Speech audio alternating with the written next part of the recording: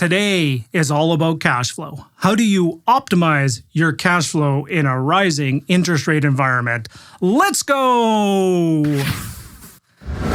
Hey gang, how's it going? Russell Westcott here. So I have a fun presentation here for you. I'm gonna do a presentation style. I'm gonna probably share it on both podcast and YouTube channels.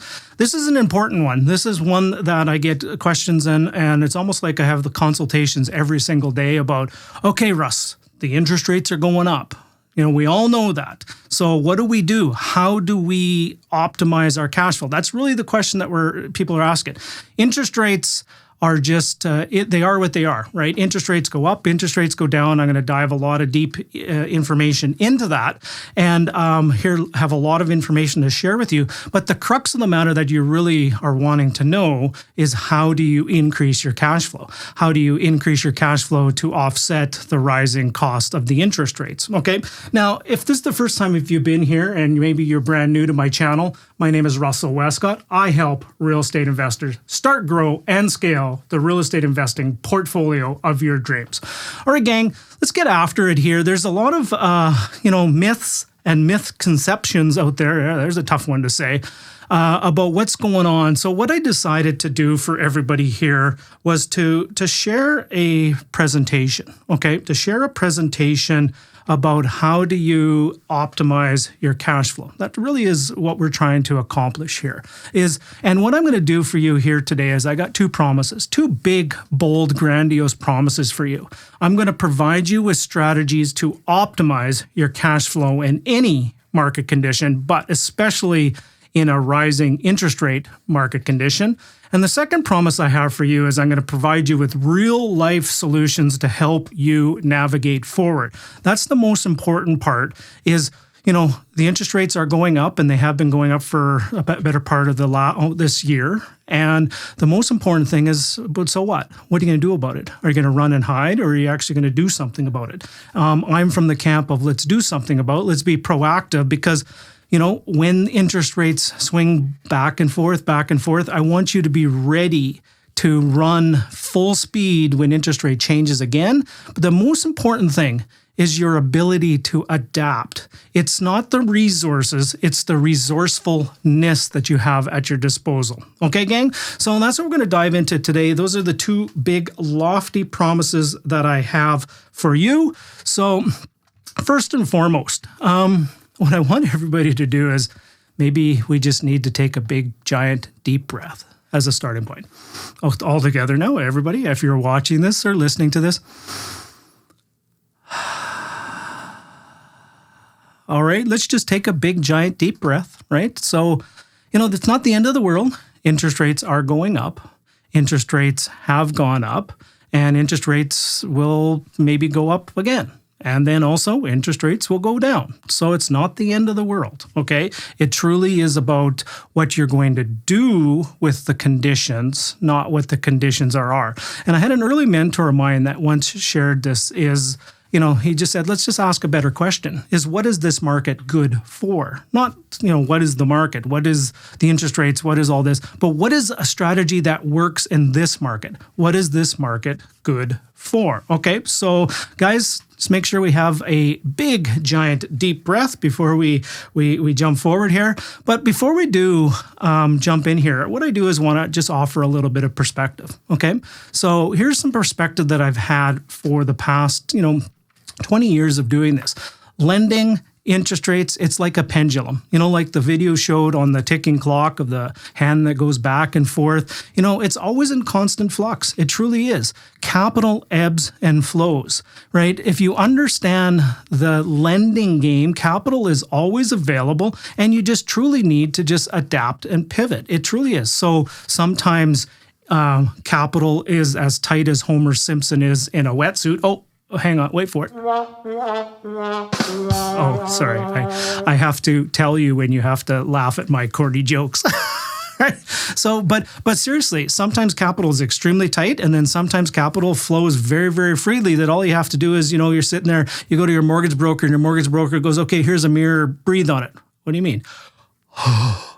Okay, you fogged a mirror. Here you go. Here's your mortgage, right? Handing it out like Pez dispensers, right, if you will. So truly, capital just does ebb and flow, and we just need to pivot alongside it. Okay, gang. So one of the things I want to share here is I'm going to talk about this first before we dive into some of the analysis. Is there are leading indicators, there are leading metrics, there are leading fundamentals, and then there are lagging ones, okay? Leading and lagging. And I always want to ask the question, is this one of those leading things or one of the lagging things? So for example, here's an example of that. So a leading one would be interest rates. Obviously, interest rates are going up, okay? Interest rates are rising. A lagging indicator or a lagging fundamental is your rents are probably not keeping up with the interest rate increases, okay? In some marketplaces, if you have rent controls, it's pretty tough to really have your rents go up. But an example is I invest in Alberta. Our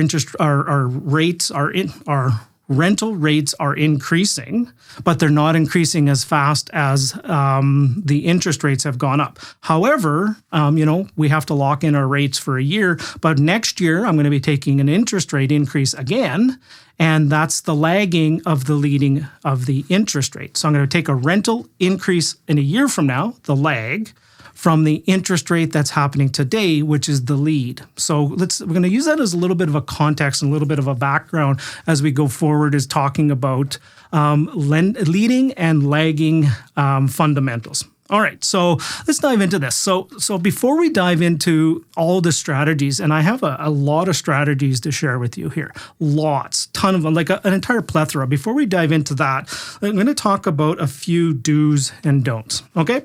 So a few things you need to do and a few things that you should probably stop doing. So first and foremost, do number one would be you do need to engage in the process. You truly do. This is not a time to go and run for the hills. This is not a time to back away. This is the time to get even more engaged. This is the time to engage in your masterminds. This is the time to engage in your coaching even more. This is the time that you really truly need to engage. You need to book a time speak with a professional. You need to look at the long-term picture, the economic fundamentals. Look at the long game. You remember, I'm going to look you in the eye here for a second. I'm looking at you. When you got into this game of real estate, remember? You remember way back when you got into this game of real estate? And some of you, it's been only the last couple of years. Remember, you said, well, I'm in for the long term. I'm in for the long haul. This is the long game. We're going to play the infinite game. We're building legacy. Now, all of a sudden, a little bump in the road and an interest rate increases and cash flow is starting to get really tight on a short-term basis. You're sitting there going, oh, well, I'm out, right? It's over, right? So, but remember, you said you were going to be into this for the long term, right? So make sure you look at the long-term fundamentals, the economic fundamentals, the in-migration, the population growth, the GDP growth, the people that are in the area. Are they working? Are they earning more income? Are people spending? Are all the indicators that you look at for a wonderful marketplace? And then really you just need to lean into this exercise that we're about to go through here today. So I would highly encourage you to make sure you have a pen and paper handy. Come back to this video and podcast very regularly, because you will be engaging in an exercise that I will walk you through here very shortly. So those are some of the do's. Now, some of the don'ts could be just the opposite of what I just said for the do's, but really don't make any knee-jerk reactions right now. Like, honestly, don't throw, I think I used this term yesterday, don't throw the baby out with the bathwater just because interest rates have gone up. Don't throw out the property that you have. There are many strategies, which I'm going to share with you here today, that you can take advantage of. Don't run away, hide, and ignore. That's a challenge. And that was one of the things I did early on in my investing career. Whenever there was some challenging times, whenever there was a little bump in the road, you run for the hills, right? And you ignore and you just pull the cover over your head and said, la, la, la, la, la, everything will be fine. Everything's going to just work out. No, this is the time you need to grab the steering wheel with both hands. You grab that sucker with both hands, because you got to captain the ship. You're the captain of the ship, and you got to steer it through some rocky waters, right? You need a good lighthouse that's pointing the direction. And that's what my intention of this video and this podcast is to be a wonderful lighthouse resource for you, to point you in the direction you need to go. But you need to grab hold of the wheel with both hands and grab it firmly, because you need to steer the ship to the shore. Do number 3 is don't get caught up in all the headlines, right? You've seen it. Honest to goodness, just jump on Twitter for about 47 seconds if you follow any people in the real estate industry. I go there for information. I go there for perspective, but I don't get caught up in the drama. Now, I'm not perfect, and many of you are probably the same way. It's tough sometimes when you see a big, giant doom and gloom headlines. Oh my goodness, I need to pay attention to this. Pay attention, but don't let it dictate your actions, okay? Follow the people that have been through this. Follow the lighthouses that have been to this, that are pointing you to the direction. Follow the people that have been through the challenging times and have come out the other end, that are still, as Elton John would say, is I'm still standing, right? I say that because Elton John's coming out to Vancouver here. I think it's tonight. Yes. So make sure you are still standing at the end of this, and not only standing, you're running full speed ahead. Okay. The last one is don't put your dreams and your goals on the back burner. This is a big key thing, is just because a few things have pivoted. Okay. Just because interest rates have gone up.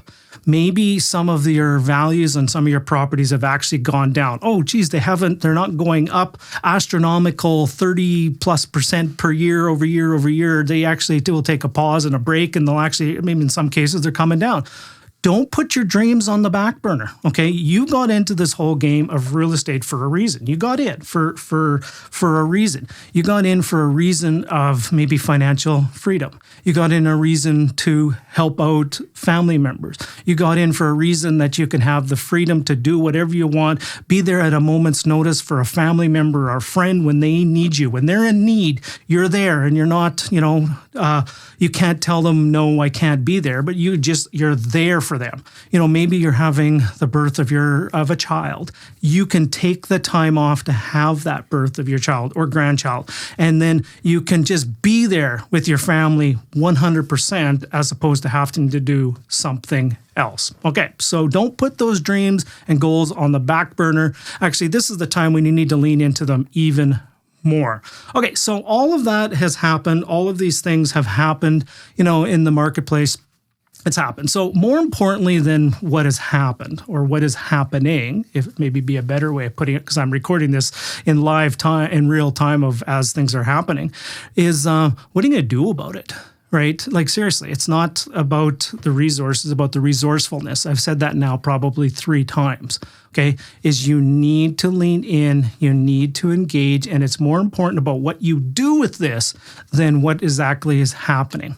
So before I dive into this, I do want to offer one huge big disclaimer. Maybe my lawyer, my accountant, and everybody is getting in my ear and say, Russ, you do need to offer a disclaimer here. So here's the disclaimer. What I'm about to share with you is my personal opinion. It's not advice. It's not investing advice. It's not advice what you should do. You need to 100% seek personal and professional advice. Your results will vary. I think I heard the term recently is your mileage will vary. So make sure you have a conversation with your mortgage brokers, your accountants, your lawyers, people that are on your team to get personal advice, because things that I'm going to share with you, some of you might be going, well, Russ, that just don't work. That just don't work. That don't work. That don't work. Well, it has worked for somebody. Somebody has been able to figure it out. I'm sharing things that I'm seeing out there, things either I personally have done or people I've helped and coached through the process. So in some cases, it does work. Maybe not in every case 100% of the time, and probably not in your case. I don't know. I can't answer that. But there's only one way to find out, isn't there? The only way to find out if it's going to work for you is to just go do the work, engage in this process, and figure out if it works for you. Okay, so enough of that disclaimer stuff. So let's get into some context about what I'm going to share with you. So here is the context. Number 1 is what I'm about to share with you is going to be what I would call buffet style. I'm just going to lay out a big giant buffet. Now, if you're from, I'm from Saskatchewan. We go to a restaurant. We used to call them smorgasbords, right? And I remember when I first came out to BC, I said to my lovely wife, at the time, and I'm just going, geez, we're going to go to a smorgasbord. She goes, what the heck is a smorgasbord? And I go, well, yeah, it's where they put out a whole bunch of food in there and you just pick and choose one thing from this, from that, from the other. You don't like the broccoli down there. You don't like that stuff over there and stay away from that over there. But it's just a big giant, she goes, oh, you mean a buffet? And I go, oh, is that what they call it out here?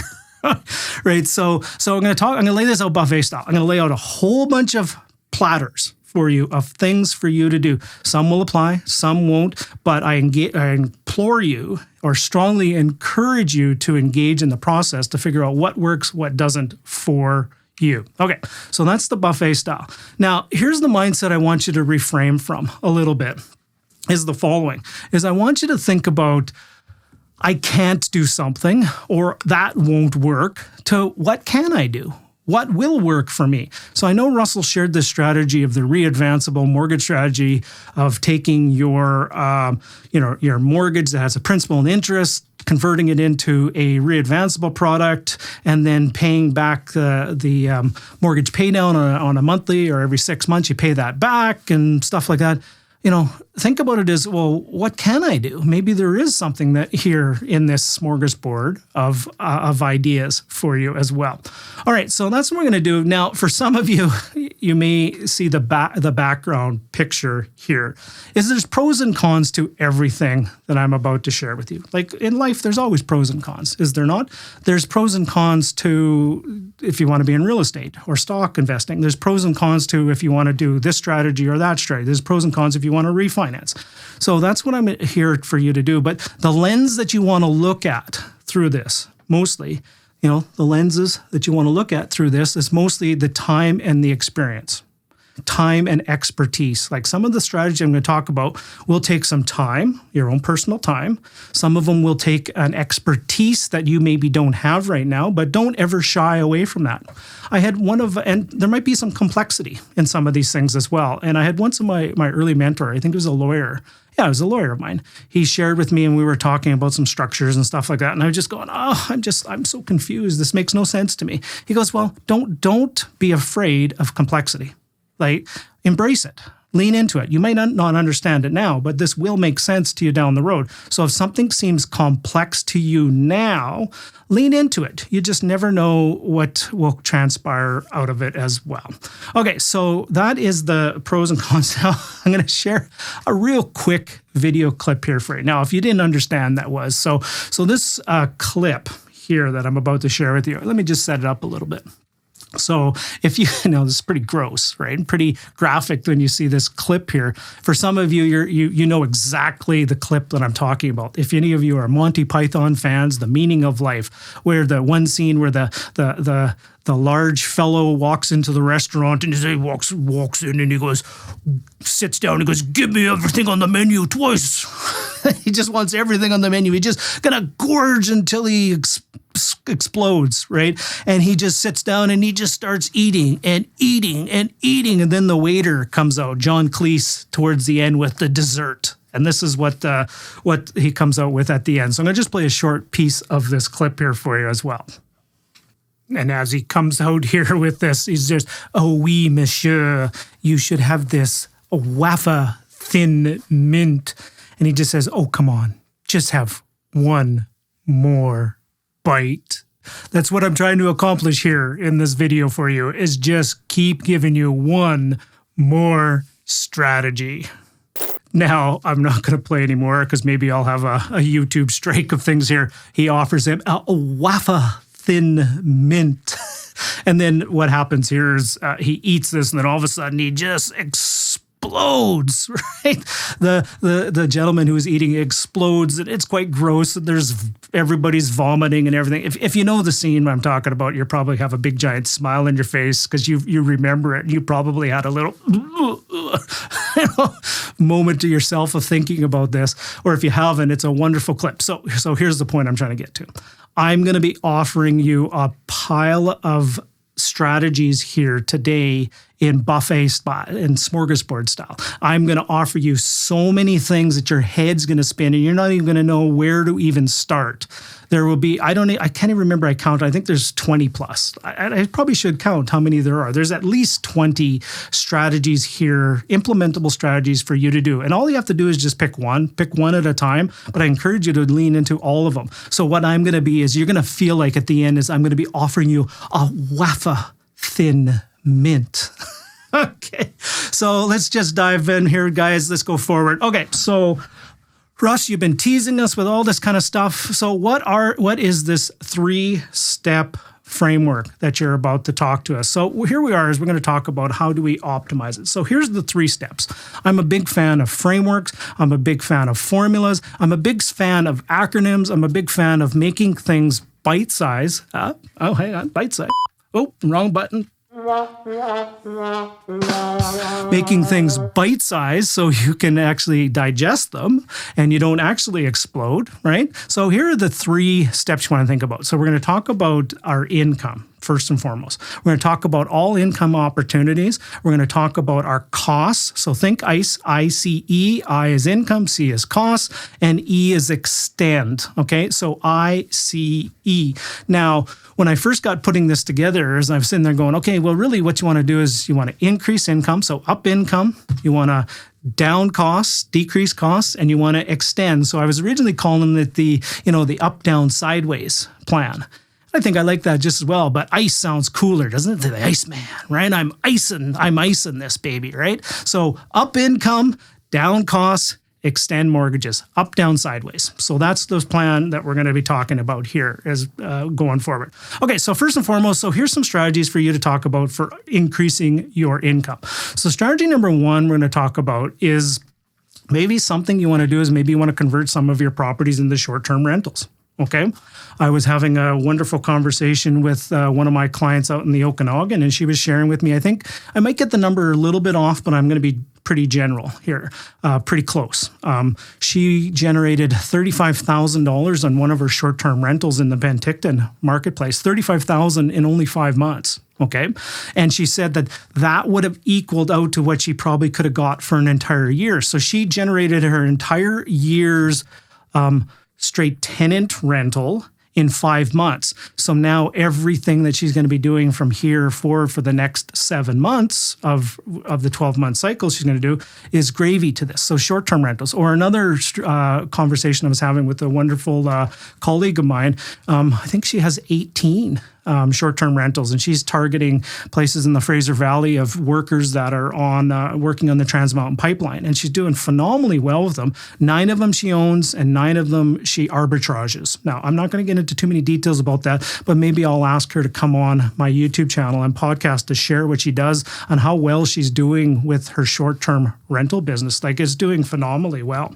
All right, so that's short-term rentals as a strategy. In and of itself, like I said, remember time and expertise. That could be an expertise you need to learn, but it could very well be a strategy you want to look at.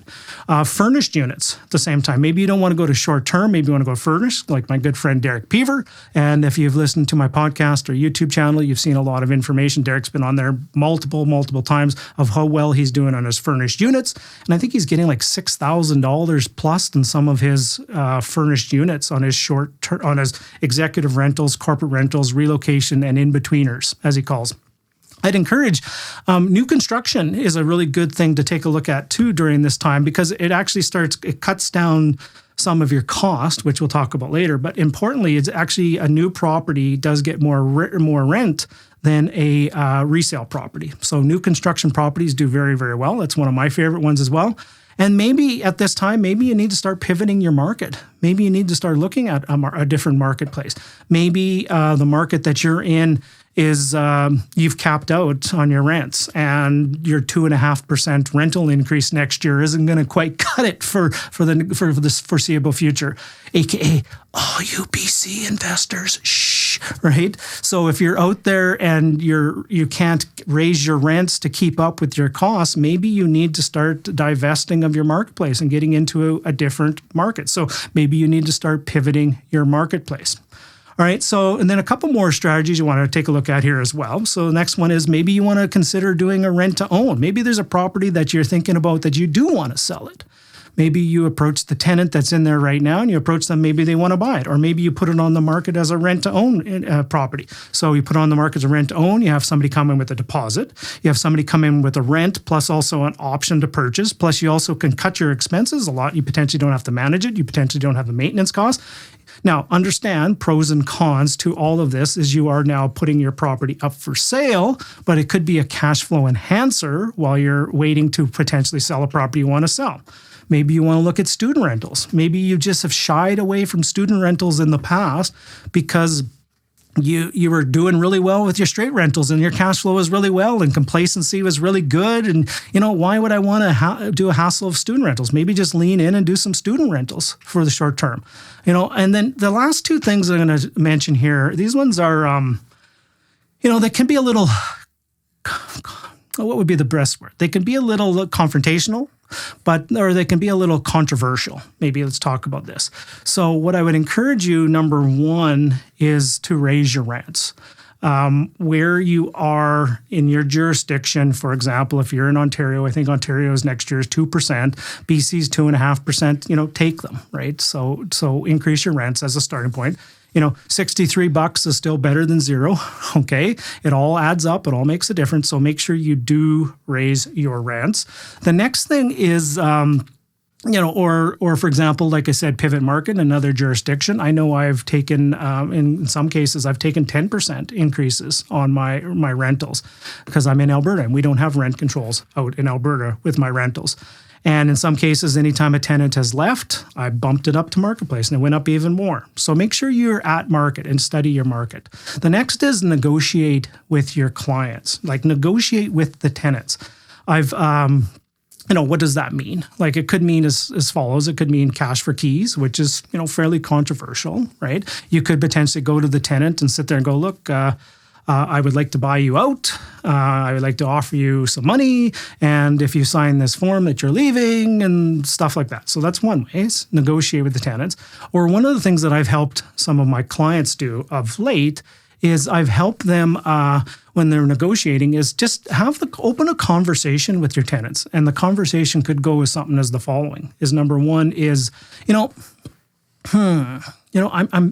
thinking, I'm not sure what I want to do with this rental property. I'm actually thinking that I might sell it. I just want to know you, Mr. and Mrs. Tenant, what is your intention? What are you looking, what is your long-term intention? Do you want to keep staying here or are you looking to buy? Like, what is your intention? Because I'm thinking about maybe putting the house up for sale. And then just listen to the tenant. Listen to them. Find out, maybe you might find out, like one of my clients out in St. Catharines, he had that conversation with his tenants and he found out the tenant was wanting to leave and the tenant left within a month.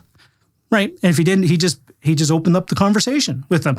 And he's now getting $1,000 more on the re-rental. Or another one of my clients out in Ontario had that conversation with the tenant and the tenant said, you know what?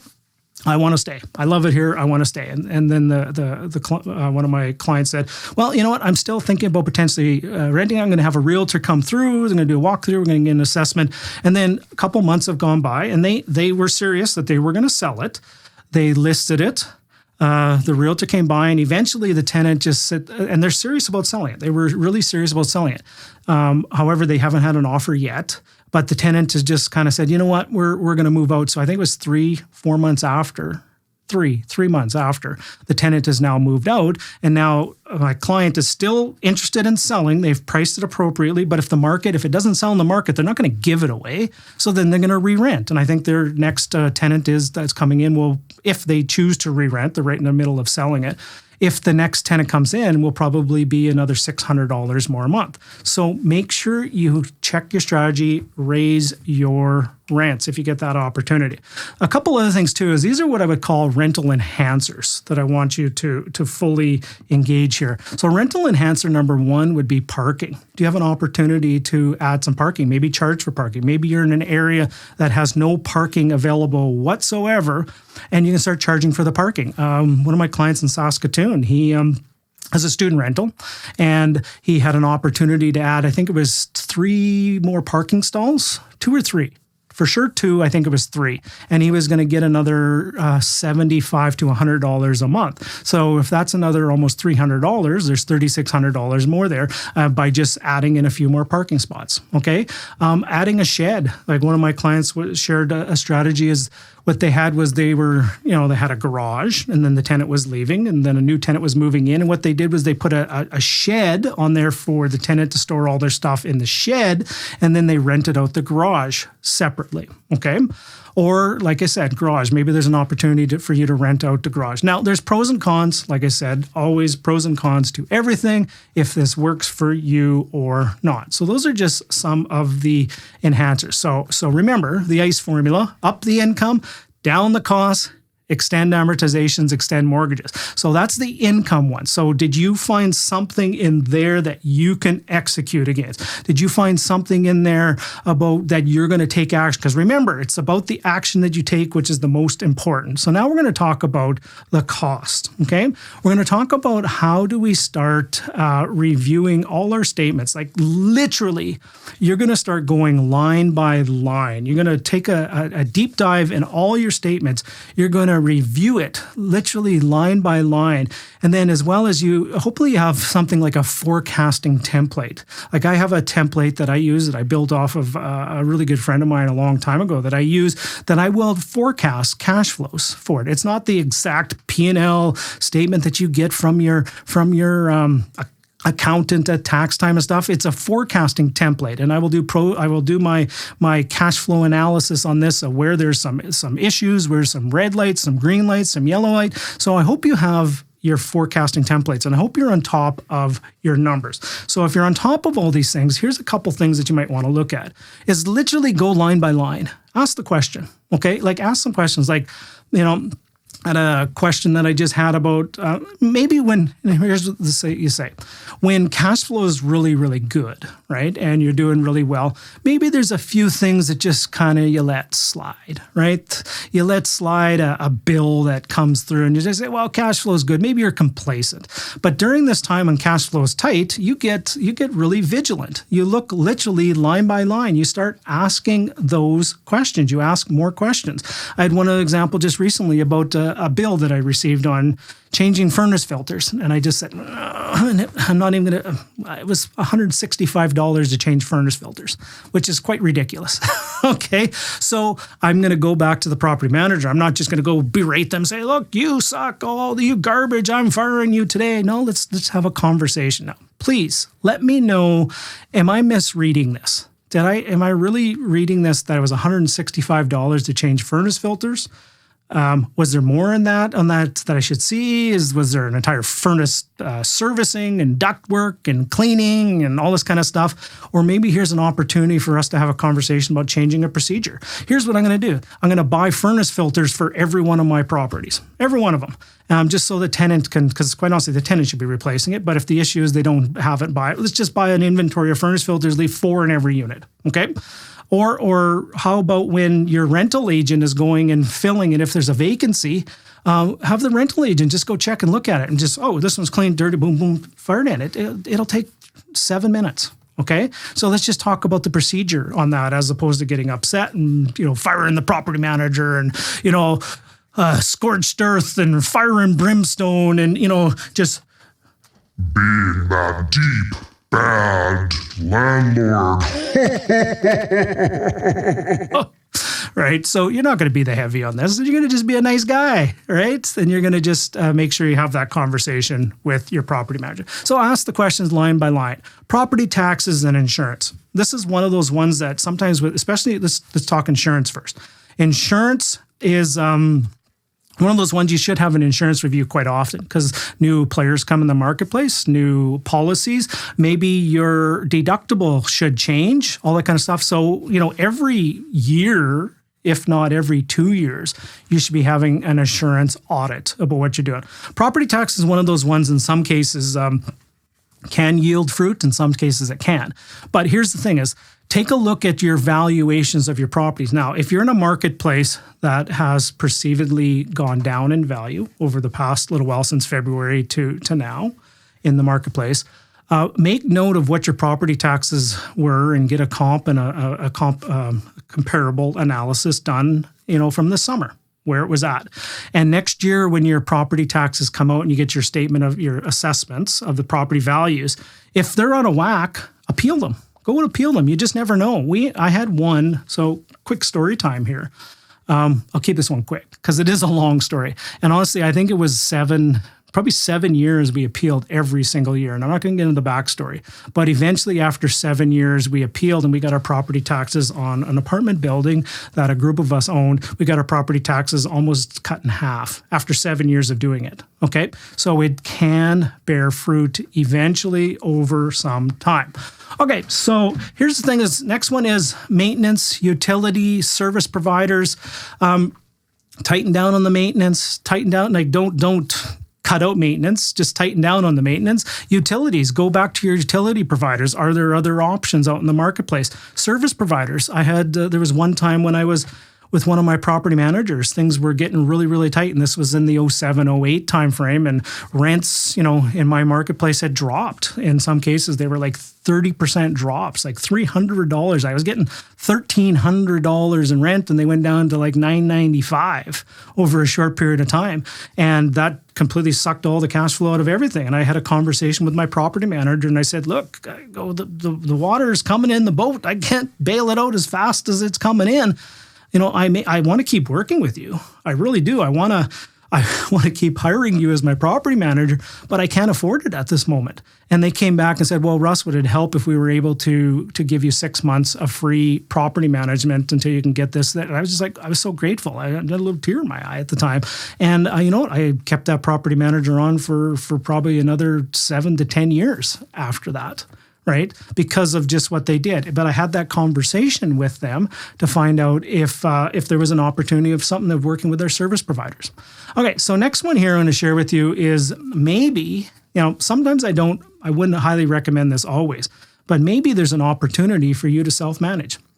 Like, think about it in some cases. If you have a property and the property is tenanted and you have that tenant under the lease for the next year, maybe there's an opportunity for you to take back the management. Maybe you were paying 10% of the gross to that. You can potentially, let's say rent was $3,000. So is that $300 plus GST? What are we, $315 a month? You're able to save. Now, don't get me wrong. There's pros and cons. You're going to have to probably find a rental agent. You're probably going to have to find a handy person. You're probably going to have to find some people there. But you may have to take your management back. This may be the time that you just roll up the sleeves, get your hands a little bit dirty, and do the work. Get into doing with the property management there as well. So that's one there. The next one after that would be here's a strategy that my business partner and I are doing for people that are, if they're coming in and they're buying new properties, and what they're doing is they're building in property management into the purchase cost. So maybe, let's say property management is $7,000 for the year. No, $3,500 for the year. You bundle in $7,000 into the purchase price. At closing, that $7,000 go to the property manager. You build it into the mortgage at that time. And then what you do is you now have free property manager for 24 months until then maybe in 24 months, the rents go up. And then when the property management comes back on at that time, then you're able to absorb it. So just a thought process. But really the key thing when it comes to managing your costs is to plan and then implement. Look at it literally line by line, but more importantly, do something about it. That's the key thing. So next, what we want to talk about is, so remember, we've talked about increasing income up, decreasing our costs down. Now we're going to talk about sideways. We're going to talk about the extend of the E of the ICE. Increase income, decrease costs, extend, ICE, your mortgages. All right. So for the first one I'm going to talk about is I'm going to offer you, remember, smorgasbord. Whole bunch of ideas. Some will work, some won't work. The best thing you need to do is you need to seek professional help. By all means, I'm not talking professional help as in laying on the couch and, so tell me about your fascia. Right? Not that kind of professional help. We're talking about seeking professional help, being a mortgage broker, somebody who understands this game, somebody who's in this business to help you out, seeking that professional help. Here's an opportunity which I will break down into a little bit even more, because I had some people asking me this question about convert amortized loans into interest-only loans. It's a short-term strategy, and I will break that down a little bit further for everybody here. Maybe there's an opportunity for you to consolidate some debt. Some outstanding debts. car lease payments. Maybe you take a property, you have lots of equity, you get one line of credit, or you get one capital against that, and then that one capital pays off like 5 or 6 or 7 small other lines of credit, plus maybe a car loan, stuff like that. Okay, you consolidate into one payment. Typically, having one payment is lower in a monthly nut to pay than having 7 different payments over 7 different instruments. And then here's a strategy that somebody recently shared with me. So the simple concept is being able to port the mortgage. So the person was out in Eastern Canada, had a property they wanted to sell. And what they were going to do is start pivoting to a new marketplace. So they're using a lot of these strategies already. They're pivoting to a marketplace that's more business friendly, that they can buy properties at less of a price point, that have a greater chance of cash flowing. Okay, so the person was able to sit there and contact their bank, sell the property. When they sell it, they're going to port that mortgage. Why would they want to port that mortgage? Because they have a really low locked-in interest rate on that porting of that mortgage, and then they're going to port it over to a new property or a bigger property with more units in the new marketplace that has a greater opportunity of cash flowing. They're going to port that low interest rate over to a new property, and they'll have a wonderful new property that will cash flow because they ported over their mortgage. All right, so that's a strategy there as well, is just porting over your mortgage. So the next one I'm going to share with you here is the following. We're going to talk about potentially, now a couple of these are really short-term Band-Aid solutions, like skip a payments. This one is a really short-term Band-Aid, kick the can down the road kind of a thing. Many banks will offer you a skip a payment option. If you're able to skip a payment on a property, what they do is they just take the interest for that month, they add it to the principal, and the best one for this is RBC. If you have any RBC mortgages, I think every 12 months, honestly, with just a click of a button on their website, you can potentially skip the next month's mortgage payment if you qualify for it. Okay, I'm doing that right now. Actually, a partner of mine. One of my partners right now, he's turning in his 80s and he's looking to exit. He just wants to clean off the books and get rid of everything. And so we're selling a property, and the property just went vacant on that. So next month, we're going to skip the mortgage payment on that property while we're selling it. Okay, so that will add another, save us I think it was like $900 for that next month. Well, while there's no rent coming in and we're trying to sell it, let's try to save some capital. So we did a skip a payment on that as well. Okay, so that's the one thing I want to do is talk about skip a payment. The next thing I want to share with you is maybe there's an opportunity for you to extend the mortgage principal. And I've heard this, and I've just heard from people that literally just went into their branch, like went into the bank that holds the mortgage and just saying, I know the payment's gone up and stuff like that.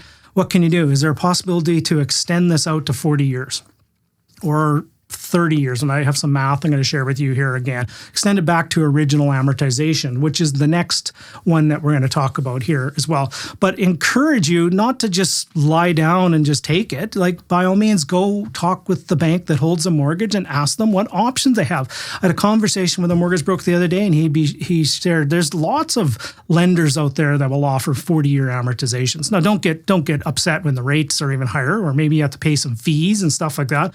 But extending the amortization is a wonderful way of lowering the payment. The next one is the renewals. And this term is something I learned, and I use it quite often and have used it quite often over the years, is when you say you have a property and you bought it, it started at 30-year amortization, and then 5 years later, if everything goes according to the schedule, there should be 25 years left on the amortization. At renewal time, I went back to the bank and said, are you okay if we extend it back to the original amortization of 30 years? And in some cases, you have to requalify, reapply. In some cases, honest to goodness, it was just a paper shuffle, some signing documents. It was really simple.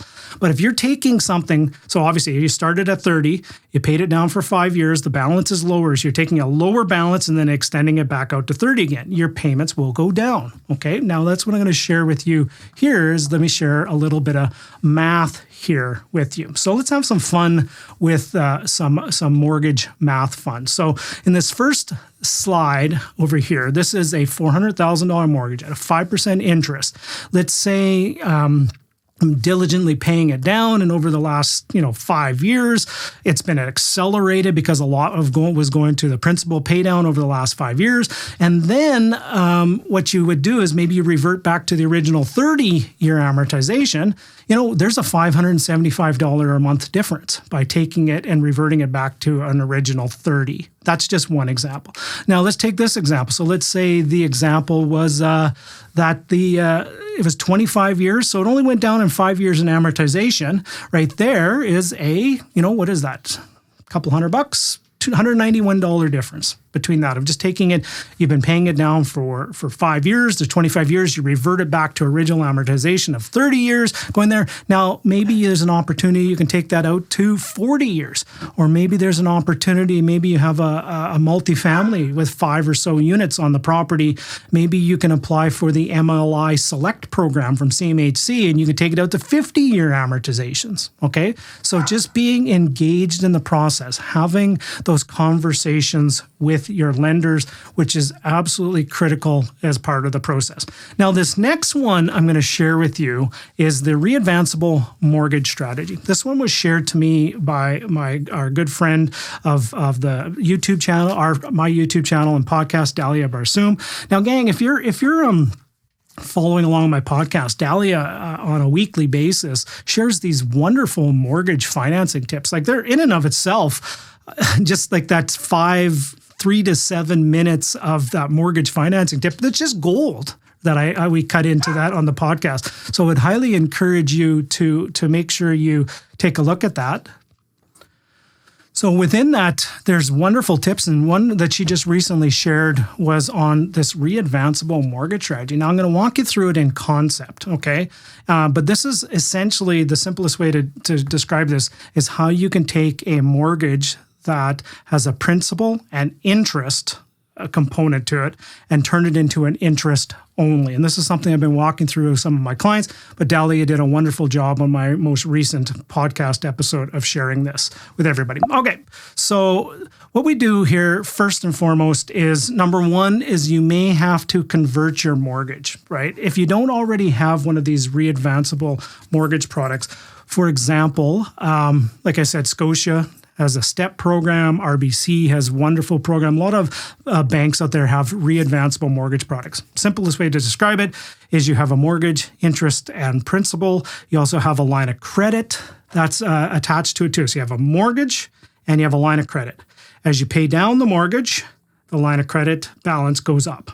Okay, that's the simplest way to describe it is that way. So maybe you have to convert a mortgage to a readvanceable product. Then each month, as you pay it down, like I showed with my hands, was each month you pay it down, the principal goes down, right? And then the interest will start, each month you pay it down, the principal balance goes down, and you get it readvanced to the line of credit would be the best way to say that. Right, I said, as each month you pay it down, you get advanceable more money to your line of credit.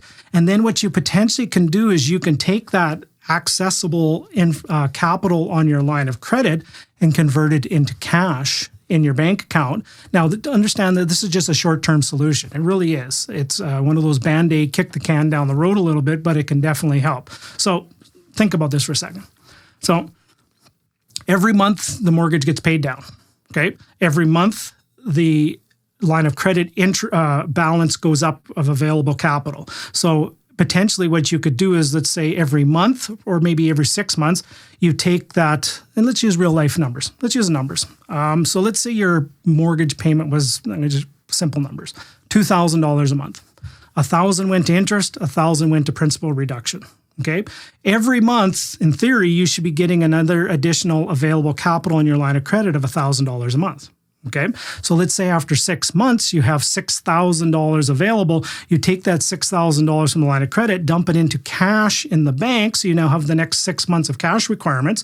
Now on, and some of you going, well, Russ, but you're raising your amount of capital on your line of credit. Well, let's just do some quick math. So $6,000, and let's say it's 5% interest, $300 divided by 12. That's an extra $25 a month in cost. So you can get access to $6,000 for $25. Okay? for $25 additional cost. What you're really just doing is you're putting cash in the bank to help absorb the tighter cash flow for the next 6 months. And then hopefully within the next year, you're able to raise your rents. If you're in a marketplace where you can raise your rents, maybe get a tenant out that's under rented, and you're able to then absorb that. And then a year from now, you go back to the original amortization where you're not having to pull out that capital. Like I said, this is a strategy for you to use. I'm not saying desperate times, but sometimes no stone unturned. You just have to look at everything. So this is a wonderful strategy for you to incorporate. Make sure you talk to a good qualified mortgage broker to make sure it makes sense for what you are doing. Okay, so here's a question that I get all the time, and I'm going to just share some insights for you as well. So, Russell, I'm renewing my mortgage right now or within the next few months. What type of mortgage should I be taking? Okay, so here's what I would share with you on this. Now, here's just a couple quick thought processes. First of all, and first and foremost, seek professional advice. Go see a mortgage broker. Don't do this on your own. Like honestly, if you have an eye problem, you go see an optometrist, right? You go see an optometrist to get your eye fixed. You don't go see a podiatrist if you have an eye problem. You go see an optometrist. No different than when it comes to this mortgage brokers. Don't go see every run-of-the-mill mortgage broker that can just get your home mortgage. Go see a mortgage broker that understands rental properties, understands investor financing. Go see the optometrist, not the podiatrist, of the mortgage brokers. So go see things there. The next thing I say is be prepared. You will be paying more, like really. And then I would encourage you to get all the rates and all the options available. Most people just take the 5-year variable or the 5-year fix, and they don't get anything. Get all the numbers, get all the options, get all of them, put them all together, evaluate all the difference, pros and cons, everything. And what I'm hearing right now from some of my sophisticated mortgage brokering people is taking shorter term fixed, i.e. 1, maybe 3 at the most. Getting that shorter term fixed rate, because some forecasts that they're seeing and that they're hearing about is in a year from now, maybe 2 years from now, interest rates are going to be coming back down again. Right? And you don't want to maybe be locked in for 5 years at a really high interest rate. Maybe a shorter term fixed makes more sense. Now, here's what I'm going to do. So let's take a few numbers here. So this is something that I pulled up. Oh, let me back up. I wanted to get my drawing here. So on this screen, there are the different available options. Okay, so what you can do is you can click very clearly see over here, you go everywhere from 6 months all the way down to the variable rate down here. Now, for example, the variable rate down at the bottom is at 4.55. Now, let me just quickly preface this. Your rates that you will get will be completely different. This is something that I pulled off of a mortgage broker who I follow and stuff online, things like that. It's pretty close, but your numbers will 100% be different. So that's why you get all the numbers and evaluate. But I'm just doing this for illustration purposes. Okay, so I would take a look at this. I see variable at 4.55, and I see a 1 year up here at the top at 4.89. There's not that big of a gap between that. Or even I see one that's actually even appealing too is at 4.99 for a 3-year. What I would do in this case scenario, if this was presented to me, would be I would take the 1 year fixed at 4.89, lock my rate in for the next 12 months, and then reevaluate it in another 6 to 9 months from now to then reevaluate what I'm going to do from there. Just determine if the rate cycle of variable is going to be better. Maybe there's going to be some more discounts off of prime at that time. You just never know. So, but what I would do is I'm currently renewing right now is I would take the 1 year fixed at 4.89. Now, if you're listening or watching, the rates will be completely different when you get your numbers, but make sure you just analyze it. So just do what I just did for an analysis purpose. Okay, so that's the one thing I would do for that if I was wanting to take the next step on a renewal. Okay, so for next steps for you, like seriously, what do we want to do from here? Like I mentioned many times, it's not about what's happening in the marketplace, but what you're going to do about it.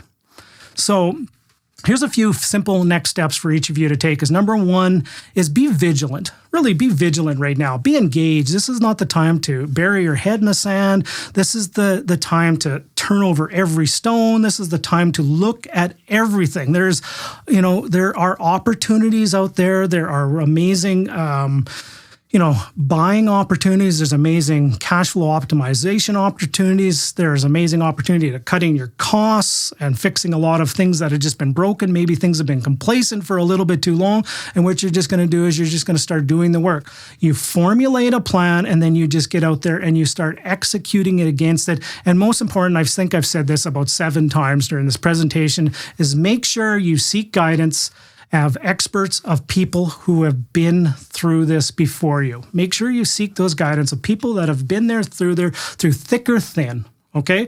And I found this quote. This is one of my favorite quotes of all time. And this is from Jim Rohn. If any of you don't know who Jim Rohn is, Jim Rohn was the person who taught Tony Robbins literally everything.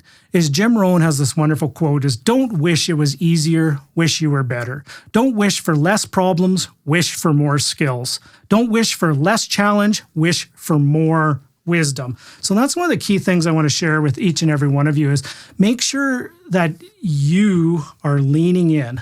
Make sure you're doing the work. Challenging times come and go, really. The most important thing I want for you is I want you during this challenging time in the marketplace, if you're having a challenging time. Some people are just having phenomenal opportunity time, but more people are probably having some struggles and challenges.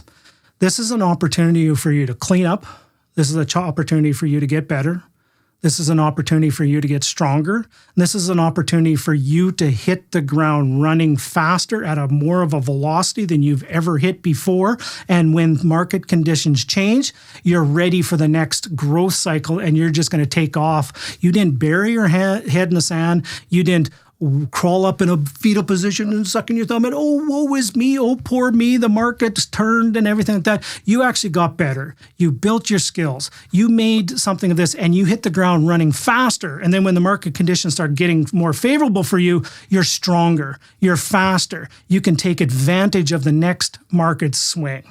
All right, gang. So that right there is a few of the things that I wanted to share with you. So if any of you are interested, if you're want to jump onto my podcast, I've got on the screen here for you right now a couple QR codes. If you're an Apple person or a Spotify person, pause the video. If you're watching this, scan this, jump onto the podcast. I would be happy if you could subscribe to that. Or if video is your bag, jump onto the YouTubes. I've had a wonderful, fun opportunity of interviewing some of the best out there. And my YouTube channel and podcast is just growing left, right, and center. And I would be honored if you'd want to subscribe to kind of follow along on the journey. Okay, gang, so those are the strategies to help you optimize your cash flow. What are you going to do about it? That's the question I want to ask you is, things have changed, things have pivoted. Are you going to be more resourceful than ever? And what actions are you going to take because of this? Okay, gang, with all that being said, you have yourself a wonderful day. We'll talk to you very soon. Bye for now, everybody. I sure hope you enjoyed this in-depth training video, and I applaud you for sticking around right to the very end.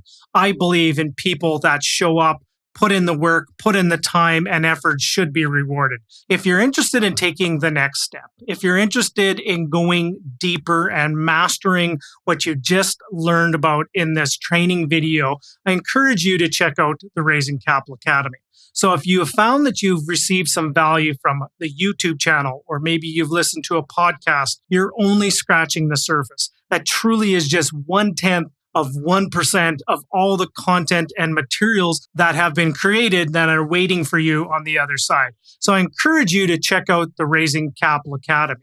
There's more than 100 plus hours of video content, audio content, exclusive training material for those that are interested in taking the next step, those that are interested in going towards mastery, those that are interested in moving forward with velocity. So I would encourage you, wherever you're watching this video, around this video will be a link where you can check out all the details of the Raising Capital Academy. After you've checked out all the details on that page and you're interested in moving forward with velocity, click on the link that will take you towards the application. This is by application only. This is a community program and is for serious action takers only. So if you want to step up your game, if you have goals and dreams and aspirations for more, if you'd like to make a difference in the financial futures of the most important people in your life, I highly encourage you to check out the Raising Capital Academy. Click on that link and you'll be taken to the next step in the process to see if you qualify to take the next step forward for you. Hope to see you on the other side. Bye for now. Hey, I sure hope you enjoyed this video. If you are interested in moving forward with velocity, if you're interested in being a successful real estate investor, only 2 simple next steps from here. Number 1, below where you're watching this, there will be an opportunity for you to subscribe. And over here will be a hand-selected video for you to keep moving forward. Continue your journey forward. Just click on over here for that hand-selected video for you, and we'll see you on the other side. Thank you very much.